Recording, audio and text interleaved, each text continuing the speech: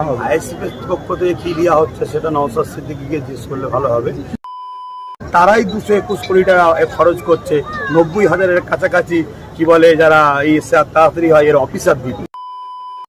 আজকে মূলত ভারতবর্ষে ইসলাম ধর্মের উপরে বারবার রাজনীতির নেতাদের দ্বারা যে আঘাত আসছে বিরোধী এবং আমাদের ধর্মীয় ভাবাবেগে আঘাত দেওয়া হচ্ছে। আমরা ধিক্কার জানাচ্ছি ওই সকল রাজনীতির নেতাদের বিরুদ্ধে যারা নিজেদের দেশের নেতৃত্বের নামে সংবিধান বিরোধী কাজ করছো এবং বিশেষ একটা ধর্মের উপরে আঘাত দিচ্ছে। এটা বন্ধ হওয়া দরকার, নচেত আমার ধর্মের আমার দেশের যে সংবিধান সেই সংবিধানের ওপরেও তোমরা আঘাত দিচ্ছ, এটাকে কিন্তু আমরা ভালোভাবে নিচ্ছি না, মেনে নেবো না। তার জন্য ধিক্কার, সবাই মানসিক সজাগ। যেখানে রাজ্য সরকার বলেছিল এসআইআর হবে না, কিন্তু অলরেডি এসআইআর স্টার্ট হয়ে গেছে। আইএসএফের পক্ষ থেকে বা আহলে সুন্নাতুল জামাতের পক্ষ থেকে কি পদক্ষেপ নেওয়া হবে? আইএসএফের পক্ষ থেকে কি দেওয়া হচ্ছে সেটা নওশাদ সিদ্দিকীকে জিজ্ঞেস করলে ভালো হবে। আহলে সুন্নাতুল আমি হলেও বা দায়িত্ব তার হাতে। আহলে সুন্নাতুল জামাতের পক্ষ থেকে অবশ্যই আমাদের যতগুলো শাখা আছে সেই জায়গায় আমরা জানিয়েছি, মানুষকে সজাগ করছি ভেতরে ভেতরে যে ঘাবড়াবার কিছু নেই। কেন এরা যা বলবে তাই তো নয়, এরা কে বলার? এদেরকে সংবিধানের কে রাইট দিয়েছে? একটা ভোটার কার্ড যখন ভোট দিতে পারছে, ভোটার কার্ডটা কে দিয়ে? নির্বাচন কমিশনার। আজকে সেই নির্বাচন কমিশনার বলবে এটা ফেক, তাহলে এতে ভোট হলো কি করে? তাহলে এর জন্য কত টাকা তোমরা খেয়েছো, কারা কারা খেয়েছো তোলো আগে, তাকে বিচার হোক, তারপরে এই বিষয়ে বলা হবে। অতএব এই বিষয়টা যতটা সহজ মনে করছে করে দেবো, অতটা সহজ নয়। আমরা মানুষ জেগে আছি, তবে সাধারণ মানুষকে আমরা বুঝাবো ঘাবড়ে গিয়ে নিজের জীবনের ক্ষতি করো না, আর কারো পিছন থেকে হাওয়া দিয়াতে খবরদার কোনো অফিসারের উপরে হাত দিয়ে দিও না। কেন যারা বলেছিল এসআর হতে দেবো না, তারাই 221 কোটি টাকা খরচ করছে, 90,000-এর কাছাকাছি কি বলে যারা এই এসআর তাড়াতাড়ি হয় এর অফিসার দিচ্ছে। এটা ভাবা দরকার। উদন স্কুলে একদম শিক্ষিকার একদম সরাসরি অভিযোগ ছাত্রদেরকে ধর্মীয় শিক্ষা দিচ্ছে, কি বলবেন? এটা বড় দুঃখ তো, আমার দেশের সংবিধানকে ক্ষতি হচ্ছে, আর এর জন্য দোষ গভর্নমেন্টের। গভর্নমেন্ট যদি এগুলোকে কড়া হাতে না নেয় তাহলে তো সবাই এটা সুযোগ পাচ্ছে। যখন কেউ একজন সংবিধান বিরুদ্ধে গিয়ে ধর্মীয় সুশ্রী, যেটা আমার দেশ কি বলছে, আমার দেশ কারো ধর্মের বিরুদ্ধেও যাবে না, পক্ষেও যাবে না, তোমার যেটা পছন্দ সেটা করো। এইটার বাইরে যখনই কেউ যাবে, তার উপরে যদি দেশের যারা দায়িত্বে তারা কড়া হাতে দমন করে, তাহলে দ্বিতীয় কেউ আর মাথা তুলতে পারে না। আর রাষ্ট্রই যখন সেখানে যারা মাথায় বসে আছে বা তারা যখন সহজ রাস্তা দেবে, তখন তো বিরোধ হবেই। আচ্ছা ভাইজান, আরেকটা জিনিস দেখা গেছে যে প্রকাশ্যে অর্জুন সিং আগে তৃণমূল করতেন, এখন বিজেপি করছেন, উনি প্রকাশ্যে মুসলিমদের নামে একটা কুরুচিকর বক্তব্য করেছেন। তার বিরুদ্ধে এখনো রাজ্য সরকার কোনো অ্যাকশন নেয়নি। পরবর্তীকালে কি আপনারা কি রাস্তায় নামছেন? না, আমরা রাস্তায় তো অলরেডি আছি, কিন্তু মানুষকে বলবো শুধু রাস্তায় নামলে হবে না। অর্জুন সিং বলেছে রাজ ক্ষমতার জোরে ওকে রাজ ক্ষমতার নেতা তৈরি করে ওকে আইনের আওতায় এনে জেলে ভরা দরকার। মমতার জায়গায় যদি আজ আমরা যেটা বলেছিলাম যে আজকে আমাদের ঐক্য একটা সরকার থাকতো, এখন অর্জুন সিং জেলে থাকতো, এটা বোঝা দরকার। দ্বিতীয় নম্বর, অর্জুন সিং এর আগে আজানের বিরুদ্ধে কেস করেছিল। যখন আজানের বিরুদ্ধে কেস করে তখন অর্জুন সিং কিন্তু টিএমসি দলের আবার নেতাও ছিল। মমতা কি তাকে বলেছিল যে কেসটা তুলেলে?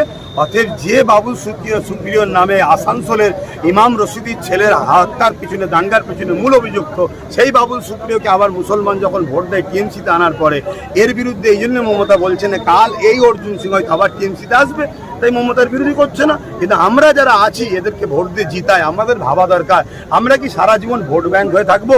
তাই আমি বারবার বলেছি চেয়ারের একটা পায়া হও। আজকে যদি মমতাই যদি সরকার ধরনা রয়েছে, আর যদি আমাদের হাতে একটা পায়া থাকতো চেয়ারে, তাহলে মমতাকে এক্ষুনি বলতে পারতো অর্জুন সিং 24 ঘন্টার মধ্যে তোল, না হয় কিন্তু তোর সাথে আমরা জোট ছেটা দিচ্ছি, সরকার ফেলে দেবো।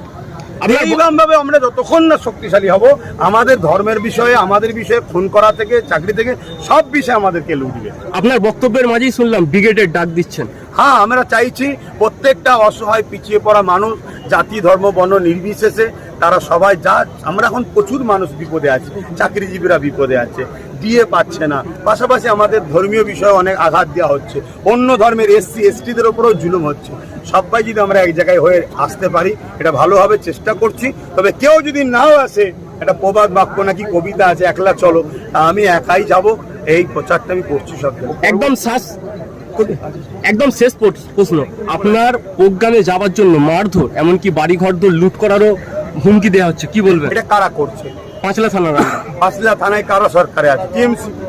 টিএমসি এটা করছে কেন? টিএমসি যে মুসলমানকে বিজেপির ভয় দেখিয়ে এদেরকে ভোট লোটে, এদের সম্পদকে ঝেড়ে খায়। আমি যখন যে তাদেরকে বলবো ভয় করে কতদিন বাঁচবে, টিএমসি আমাদের দুশ্মন, বিজেপি আমাদের দুশ্মন, অতএব এক দুশ্মনকে রুকার জন্য আর এক দুশ্মনকে দায়িত্ব দিলে হয় না। তোমার ঘরের আগে তো কখনো চুরি পড়ে না, এত চোর ঢুকছে কি করে বাংলায়? যেদিন থেকে টিএমসি বাংলার দায়িত্ব পেয়েছে সেই দিন থেকে দিল্লি থেকে বারবার চোর ডাকাত চলে আসছে। তার মানে পাহারাদারের সঙ্গে চোরের সেটিং আছে। এইটা যখনই বুঝাবো তাহলে সাধারণ মানুষগুলো তো জাগছে এবং এরা নতুন একটা প্ল্যাটফর্মও পাচ্ছে, নওশাদ সিদ্দিকীর পিছনে ছুটছে। তো এই দেখাতে তখন আব্বাস সিদ্দিকীর ওপরেও যারা যাবে তাদেরকে রুকা হচ্ছে। কেন এটা চলে গেলে যেমন বামফ্রন্ট হেরে গেছে, এরা যতদিন থাকবে ততদিন বামফ্রন্ট ছিল। এরা যার পিছনে থাকে, মুসলমান বাংলায় যার পিছনে থাকে সে সরকারে থাকে, এটা পাওয়ারের সাথে বলছে। 2026-এ কি প্রভাব পড়বে বাংলায়? দেখুন, প্রভাব তো 2021-এই পড়েছে, কিন্তু এত বড় চুরি ঘোটালা হচ্ছে আর প্রশাসনের একটা অংশ যেভাবে দলদাস হয়ে গেছে, সেই জায়গায় পাবলিক যদি পুরো সংগঠিতভাবে সংবিধানকে বাঁচাবার জন্য একদম ঝাঁপিয়ে পড়ে যে আমরা ভোটও দেবো পাহারাও দেবো, তাহলে অবশ্যই 21-এই উড়ে গেছে, আগেও উড়ে যাবে। ভাইজান একটা কথা বলছে যে আপনার সভাতে আসলে কেস করবে বিভিন্ন জায়গা থেকে। দেখুন, কেসের ভয় যদি দেখেন তাহলে আজকে এসআইআর এর সামনে এসছে, আগামী দিনে আরো কিছু সামনে আসবে, ক্যাম্প তৈরি হচ্ছে, সেখানে যেতে হবে। আরে কেসের ভয় করলে হবে না। বিজয় এমনি আসেন, দেশ স্বাধীনতা এমনি হয়েছে নাকি? 200 বছর ধরে লড়াই করতে হয়েছে। নেতাজি সুভাষচন্দ্র বসুর মতো মানুষ, আস্তাকুল্লাহ কাদের মতো মানুষ, হাফেজ তিতিমুরের মতো মানুষ, তারপরে ক্ষুদিরাম বসুর মতো, এরা জীবনকে উৎসর্গ করার বাজি লাগিয়েছিল বলে তো স্বাধীনের পতাকা তুলছি। অতএব আগিয়ে তো আসতে হবে, কাউকে কুরবানি হতে হয়, তবে কোনো একটা সমাজ শান্তি পায়। এটা নিয়ম, কুরবানি হতে হয়। কবে আবারও আমটাই বা এই বাংলায় দেখা যাবে? দেখুন, আমি সব জায়গাতেই ঘুরছি এবং আমার অনেক প্রোগ্রাম 1 বছর আগে থেকে শিডিউল হয়ে থাকে, আর একটার পর একটা ফেতনা বেরিয়েই চলেছে, কথা বুঝে আসছে। তারপরেও সেই শিডিউলগুলোকে মেনটেন করতে আমি নলেজ সিটি চালাই, সেটাকে দেখতে হয়। আবার নওশাদ পার্টি চালালো, আমার তো ছোট ভাই, ওর জন্য পিছন থেকে হেল্প করতে হয়। আর একদম ছোট প্রশ্ন, প্রশাসন যেভাবে পক্ষপাতিত্ব করছে তাদের উদ্দেশ্যে আপনার কি বক্তব্য? প্রশাসন বন্ধুদেরকে দুটো ভাগ আছে, যারা নিজেদের কৃতিত্বে, নিজেদের উপযোগিতায়, নিজেদের পড়াশোনায়, নিজেদের পাওয়ারে যারা চাকরি পেয়েছে তাদেরকে নেতারা ভয় করে, আর যারা নেতাদের দালালি করে চাকরি পেয়েছে তারা নেতাদের ঘরে ভয় করে।